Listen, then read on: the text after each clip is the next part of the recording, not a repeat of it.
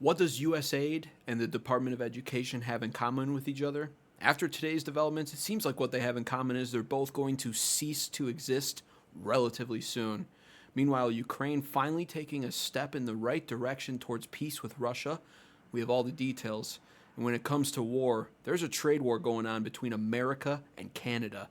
And boy, oh boy, did it heat up bigly this afternoon. We'll cover it all right here on American Advocates. We're going to dive right into our top story, by far the most important thing that happened all day, and that was egg prices went down. That's right, they dropped for the first time since President Trump was sworn in on Inauguration Day. For months now, we've been watching whiny liberals leave all kinds of weird comments on Facebook posts, Instagram posts, YouTube comment sections. I thought he was going to lower the price of eggs.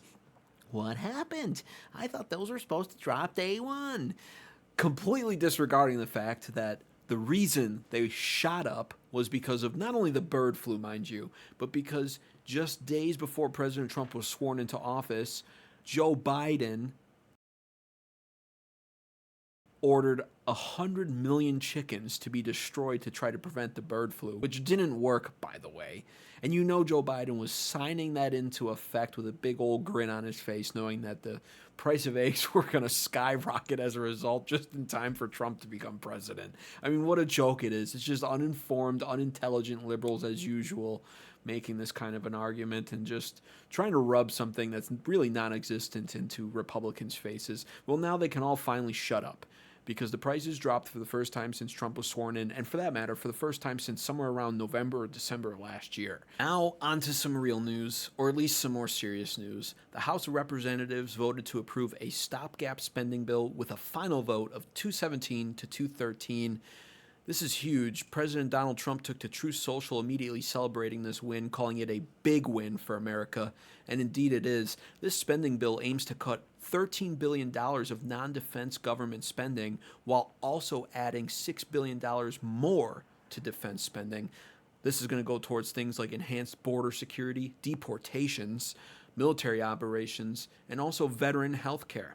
Now, mind you, as is typical in the American political scene, the House of Representatives did not approve this bill without a ton of drama. Representative Thomas Massey of Kentucky, a Republican, was very outspoken against this bill the entire time. He's a hardliner and he didn't back down. This did catch the attention of President Donald Trump, though, who took to Truth Social to attack the guy, stating that he was going to make sure he gets primaried for his resistance. It's heating up for sure. This new Republican Party, they're not playing around anymore. I do want to give a shout out also to Representative Jared Golden, I believe, from Maine, the single Democrat who voted in favor of this bill. Kudos to him for being able to look past partisan lines and understand the necessity of passing this bill. Now it moves up to Senate.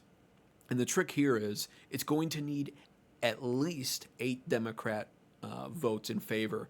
That's no easy task, and the Democrats are being very mysterious about their opinions on this bill. We don't quite know where they stand, how many of them are going to be willing to vote in favor of it. So as that develops, we'll keep reporting on it. Next up, we have the Secretary of Education, Linda McMahon, rattling the cages at the Department of Education. News broke yesterday that workers of the Department of Education were given just 60 minutes notice to gather their belongings and to get out of the office by 6 p.m. local time. And on top of that, those offices, they're not reopened today for security reasons. We're not quite sure what that even means, but what we do know is things are being shaken up in that department, and it's long overdue. President Trump has stated multiple times that he hopes Linda McMahon does such a good job there that she puts herself out of a job. And Linda McMahon has all but confirmed this mission, stating that her mission in that department is going to be our last mission.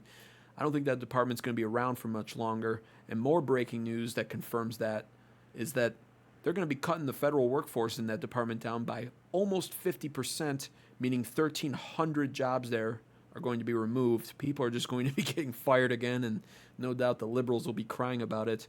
But this is long overdue.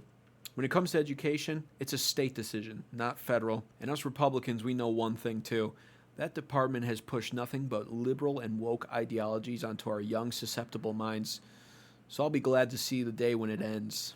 And now for a story that almost seems to weirdly mirror the Department of Education developments. Yesterday, news broke about USAid workers being given notice that they would have one chance between today and Friday to go into the office, quickly gather their belongings, and to get out.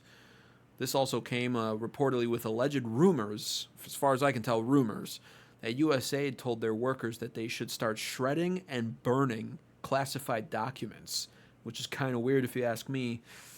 The liberals like to try to tell you that USAid is not that shady and that it, helps all these foreign countries out. If they're not shady, why are they telling their workers, what's left of them, to shred and burn classified documents?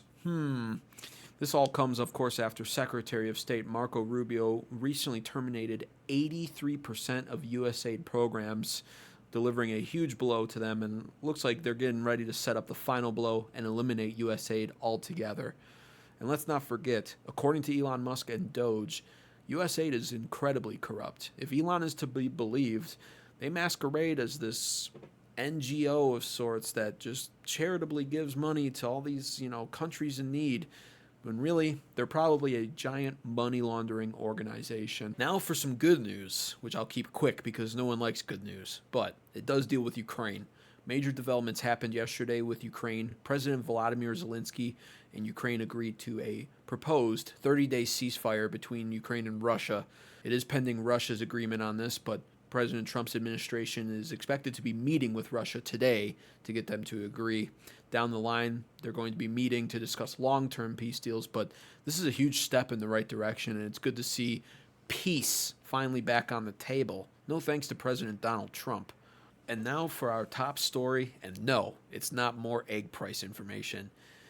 America and Canada's trade war heated up massively yesterday, and I woke up yesterday morning to insane news coming right out of Canada from Ontario Premier Doug Ford, who was promising to implement 25% tariffs on the electricity that Ontario sends out of Canada into the United States. They do send some electricity to states like Michigan, Minnesota, and New York, so this was a real threat. Not only that, but Doug Ford was even quoted saying that he would shut off electricity to America with a smile on his face, all overall how upset he is over the 25% tariffs America imposed on Canada recently. I can't for the life of me figure out why this guy's attacking his closest neighbors, allies, and friend. A tariff on Canada is a tax on Americans. And I'm going to repeat that on NBC, CNN, Fox News, CNBC. I'm going to be hammering the airwaves to get that message to the Americans. They're going to get hurt. It's the wrong decision. But if they want to try to annihilate Ontario, I will do everything, including cut off their energy, with a smile on my face. And I'm encouraging every other province to do the same. President Trump, of course, did not take too kindly to this, taking to Truth Social like he always does, and coming right at the Premier Doug Ford, stating that because these tariffs were going to be put in place on electricity, our reciprocal tariffs would kick in, meaning that our tariffs on Canada would jump from 25% to 50%. What do you think happened after that? Well, not even 12 hours after Trump announced that, Canada caved immediately. Reportedly, Secretary of Commerce Howard Lutnick successfully reached out to Ontario Premier Doug Ford, and now they want to renegotiate. This means, of course, Doug Ford agreed to halt the 25% tariffs on electricity for now, as he says. And yes, they're going to talk some things over. A new plan is going to be made for sure. And Canada, well, they like to act tough, but we all know that there's not much there. They need our economy. Not only that, but what is lesser known about this is Canada's not just getting hit with tariffs from America. China also imposed massive tariffs on Canada too, and China is the other world's leading economy. So Canada is kind of getting dumped on right now in a major way. They're in a bad spot, and they need to figure out how to negotiate a better deal with America, and they need to do it quickly. And let's not forget something here. Canada has been imposing massive tariffs on America for years now when it comes to dairy, an outrageous 250% tariff, which somehow no one seems to complain about. That's all fair and good. Canada's just protecting their dairy industry and their dairy farmers, right?